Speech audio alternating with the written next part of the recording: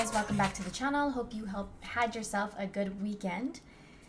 Originally I was going to make this video quickly about kind of the fishiness going on with what I and some other fans have noticed about how Zack Snyder's Justice League, the hard copy, is coming up on receipts. I'll get into it kind of at the end of this video really quickly. Then when I was getting on Twitter about to make the video, I saw this article from Variety about Christopher Nolan. And this is pretty interesting. Christopher Nolan making a film about development of atomic bomb for Universal. So this is his first, why this is interesting is because this will be the first time in like almost 20 years that Christopher Nolan is going to be making a movie that's not with Warner Brothers. And so even though this channel is mostly like DC slash, Snyder related, I do like to make videos about things that are not only those topics, of course, and anything pretty much Warner Brothers related has become a hot topic on this channel as well amongst the fandom, right? So I haven't read this whole article, but I just kind of got into the beginning of it and I wanted to make the video about it. So it says, Christopher Nolan's World War II film about J. Robert Oppenheimer and the development of the atomic bomb will be made by Universal Studios, marking the first time in nearly 2 decades that the director has not filmed a movie for Warner Brothers. Because they've had a long-standing relationship, WB and Christopher Nolan. The director had been talking to several studios in recent weeks about the possibility of backing his drama, which carries a $100 million budget. Sony and MGM Studios were also in the mix, and Nolan did have talks with Warner Brothers, but the relationship with his former studio home has grown strained, which those of us in the fandom and that have followed, or if you just follow entertainment and pop culture, you probably have become aware of that as well. It's been publicly known. The director was upset by Warner's decision to release its entire 2021 slate concurrently on HBO Max, and the studio was unhappy with his public comments expressing his displeasure. So that's how we know, that's how it became more public, like the strain between his relationship. Nolan dubbed HBO Max the worst streaming service, a blunt assessment unlikely to make it into the company's marketing materials. So yeah, I'm sure they weren't happy that he said that, but he wasn't happy with their decision about the whole dual release thing. And according to him and some other directors that were kind of upset or, about that whole decision, Denis Villeneuve, hope I said his name right, I never say it right. Apparently no one was really, they kind of just made that decision without telling the directors, and that was one of the reasons they were upset about it. Okay, so with the exception of the 2014 film Interstellar, great movie, which was filmed for Paramount Pictures and distributed by Warner Brothers internationally, all of his recent movies were set up at Warner Brothers. Nolan's last film, Tenet, was released by WB in the middle of the pandemic and was a box office disappointment, but his track record of making hits like Dunkirk and The Dark Knight is strong enough that his new outing drew interest from several backers, including streaming services, which is not surprising. Christopher Nolan is a household name for, movie directors. There's not very many household name directors, people that, there's not that many, and he's one of them. So unless you're really in depth into movie making and entertainment, but as far as names that most people know, there's not very many of them. I'm not surprised that streaming services were interested in him. Not too long ago, I think I even made a video about it too, there was a rumor that he was possibly interested, that Netflix and he were possibly having talks. Maybe it was referring to this movie, since it says that he did talk to several studios and it mentions streaming services. So maybe that had some truth to it if it was, if this is his next project.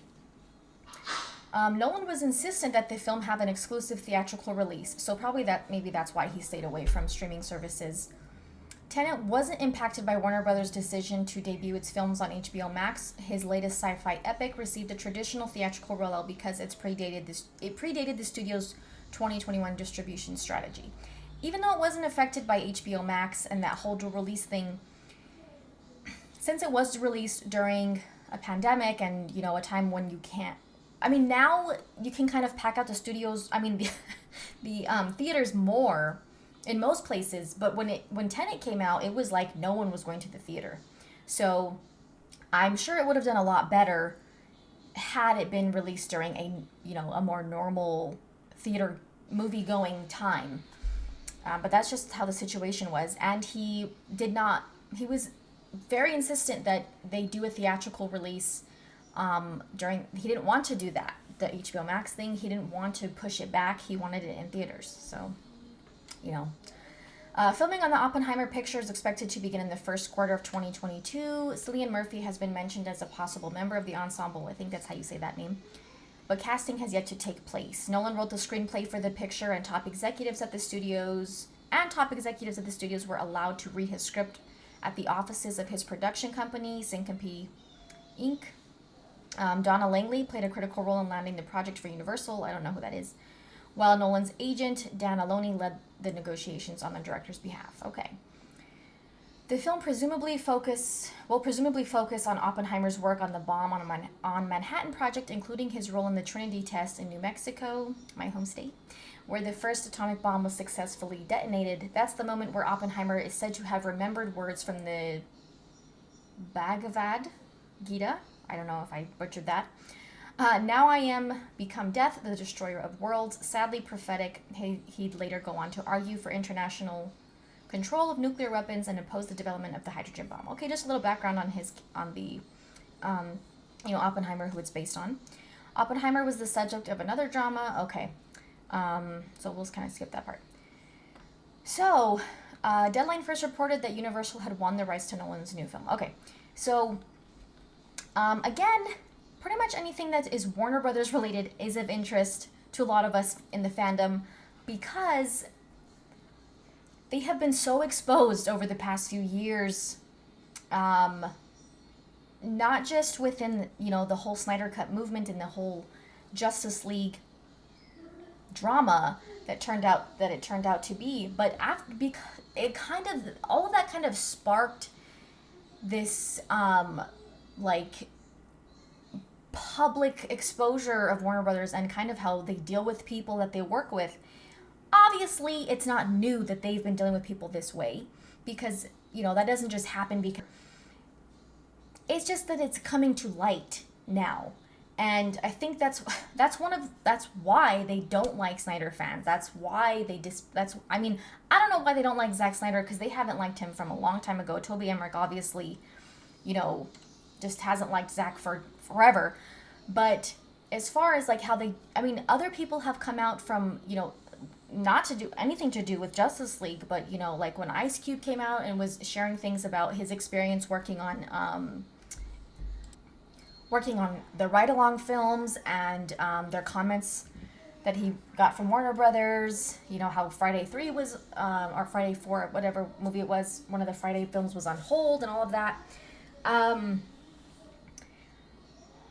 Gavin O'Connor recently had made some comments. Well, that's more in the DC world about his, experience that when he was writing a Suicide Squad script, and just, other people that have come out and shared experiences, because once one person shares something about, an experience or being treated a certain way, it starts to bring other people out from the dark and, people who have had, it wasn't just me. I experienced similar things. It wasn't just that person. It wasn't I wasn't alone. And that's why a lot of people, they won't share certain experiences, because they feel like they're the only, maybe it was me. Maybe I'm the only one who felt this way. Maybe I'm the only one who was treated this way, or maybe it was just a one-time thing. But then when they start seeing this pattern and other people sharing stuff, they're like, hey, okay, I'm going to share what I experienced too, because this is a pattern of behavior, no matter who's in charge, apparently. Not all of these people were probably, some people, yeah, because there's people who have been there for a long time, but people in certain positions change, and, there's people that we don't even know about. We talk about a lot of the main people, Toby Emmerich and, and Sarnoff and things like that, but when this came out about Christopher Nolan and the whole HBO Max thing, he was very blunt and honest, like the article says, about his opinion, how he felt about Warner Brothers' decision to do the dual release format for all of their movies of last year, or of this year, and feels like last year already. And that's pretty bold for, like I said, a big name director who has had this long history, this long standing relationship with one of the major studios in Hollywood, to come out publicly and say that against them, that was a pretty bold move. And obviously, I don't think, he was obviously pretty confident in his ability to get the backing of other studios to make movies for him, because he was like, I'm sure, I mean, I wouldn't be surprised if he's had other negative experiences with the studio. It's not like, every movie that directors make is just gonna, it's just a smooth ride and they have no problems. Obviously, there's probably more, that probably happens less often than it doesn't. And so I'm sure he's had ups and downs with them, because, 19, 20 years is a long time to be making movies for one studio. I mean, you could say that, okay, if he's been making movies with them for that long, they most likely had a pretty decent, strong relationship. But that's not to say that there weren't, ups and downs, including the fight that he had to put up for Man of Steel, for Zack Snyder's Justice League. So that was another part of contention, that he had with the studio, because he played a huge role in bringing Zack Snyder's Justice League to fruition. And Zack Snyder has even said that himself, which is obvious because he was the producer for all of those movies, and he brought Zack and Deborah on board. So, maybe this HBO Max thing and all of that was maybe just like a last straw for him. It said that he did talk to Warner Brothers about this movie, but since their relationship is strained, they probably couldn't get on common ground with it. And maybe it's for the best, because even if they had decided to fund this movie, maybe it wouldn't have been the best, movie making experience for them. Maybe they would have had issues. But I just wanted to share that. I'll stop rambling now. I thought that was pretty interesting, since it deals with Warner Brothers and, Christopher Nolan. I think we all appreciate him as a director. But just to go back to the whole receipt thing about Zack Snyder's Justice League. This is my receipt from Target. I'll post a picture so you can see it better. It's circled at the top. It just says DVD.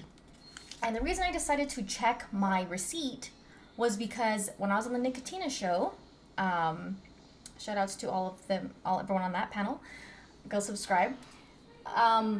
Ill Life mentioned that his receipt just said Blu-ray disc, which is weird because, usually anything you look at on your receipt from anywhere usually has a more, sometimes you can't tell what it is because it's like a shortened description, like everything's abbreviated, but you can usually pick out what you're looking for on your receipt because of it has some kind of description of what it is. That's pretty generic. DVD. It's not a blank DVD.